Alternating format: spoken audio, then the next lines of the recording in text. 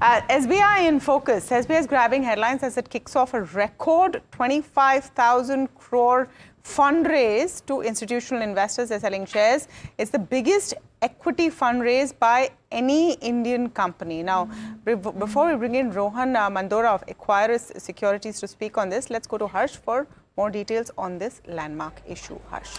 Well, yes, so of course it's a large fundraise, and that fundraise, what it does is it provides ammunition to SBI's already very, very strong 22,000 branch network that they have to distribute loans at a time when the repo rate falls around 100 basis points thereabouts. So all of that likely to aid loan growth, and this provides that vital ammunition for it to go out and lend and grow as well. So that's going to hold the key. But the pricing isn't too bad either, frankly, for such a large size to price it at 811 rupees a piece with a possible 40 rupee differential, because that 5% bandwidth given to management.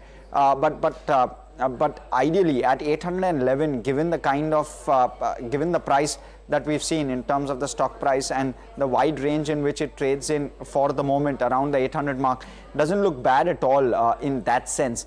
And even the price to book doesn't look too bad at around 1.4 times 1 year forward. It's a decent price to book as well for existing holders as well as for new investors.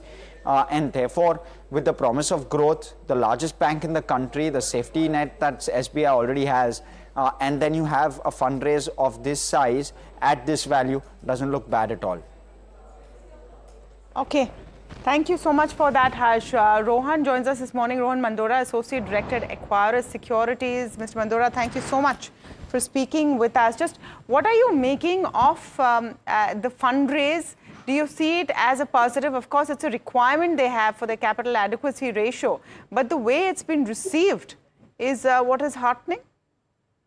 Yeah, thanks for having me on the show. I think from a near-term growth perspective, they are adequately capitalized. They are having 15% plus ROEs, growing at 12-13%. So no near-term requirement of capital. But I think this is, as you indicated, good from a medium-term perspective, because if India AS comes in, that thing would, a capital buffer would be needed for that migration. Plus, whenever the growth uptick happens at a systemic level, SBI would be favorably placed with this capital raise that has happened. Okay. Capital raise adds around 65 basis point to the tier 1 capital, CET1 capital of the bank. Okay. So, Mr. Mandora, we're not, in totality, you're talking about almost 45,000 crores, which is coming in through equity and debt. 25,000 crores is the QIP that we're talking about. 20,000 is the debt number that came out yesterday. Taking this aspect into consideration, if it's shoring up their tier 1, what's the direct impact that you see in terms of financials? So from the equity raise that they're doing, we would expect roughly 4 bips kind of a NIM expansion that can happen in the current environment. From the bond raise, depending on the timing, bonds are typically on a higher cost. So there could be some marginal drag on NIMs. But we would also see in the second half, so by the time the bond issuance happens, in the second half, we would see the benefits of CRR coming in. So at the margin, that thing should be neutral depending on the bond timing issuance. So in the near term, 4 bips improvement in Q2 is what we can expect. After factoring the impacts on the repo cuts that would happen. So Q1Q, there would still be decline, but this would offset the decline by 4 basis points.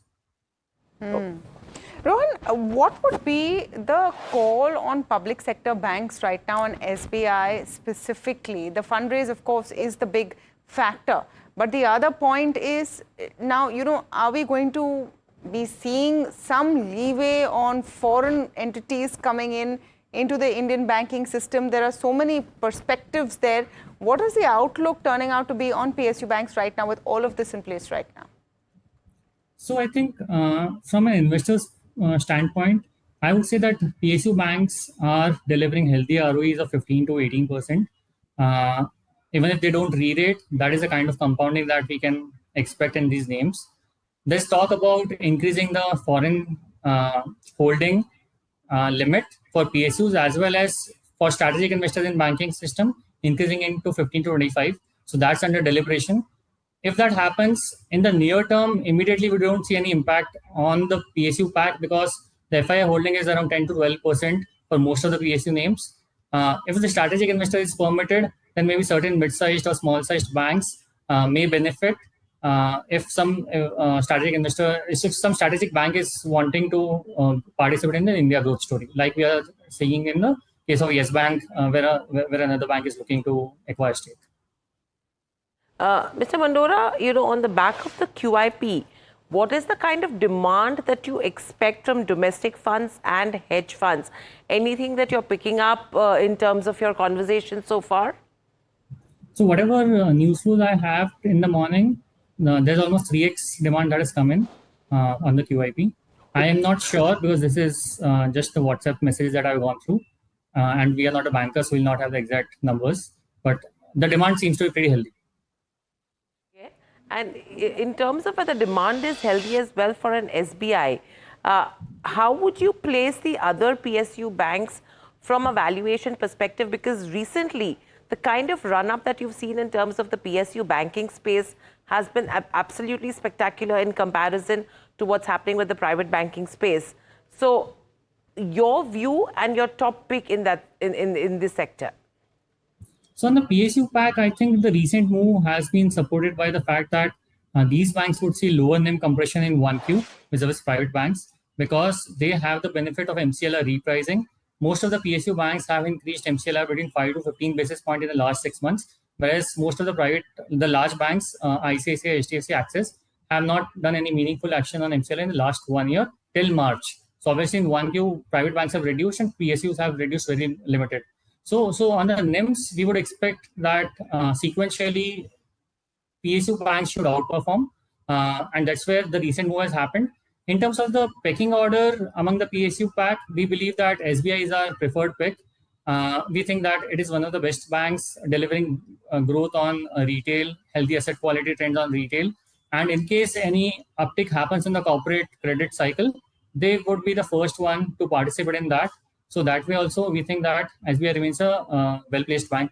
And given the valuation differential between SBI and the mid-sized PSUs, we think that there's a reasonable comfort in investing in SBI at this price points. Okay. Just your top PSU pick, Rohan, before we let you go. SBI. Sorry? SBI. SBI. Okay. And does this list start and finish from there? No. So see, if you were to look at beyond that, among the mid-sized ones, Bank of Maharashtra has been delivering healthy numbers. 20% kind of an ROE profile is what they are delivering. They were one of the banks which were under PCA, and after that, once they emerged in the last 4 years, their performance has been commendable. So for somebody who wants to take a bet on mid-sized PSU banks, then Bank of Maharashtra can be looked at. Indian Bank is another name which can be evaluated in that space. Okay. Thank you so much for speaking with us, Rohan Mandora. They're talking about State Bank of India, that QIP in focus. I just want to pull up that stock very quickly, just dip mildly into the red. But we are hearing that there is quite a bit of appetite for that QIP. 25,000 crore rupees is the largest ever fundraise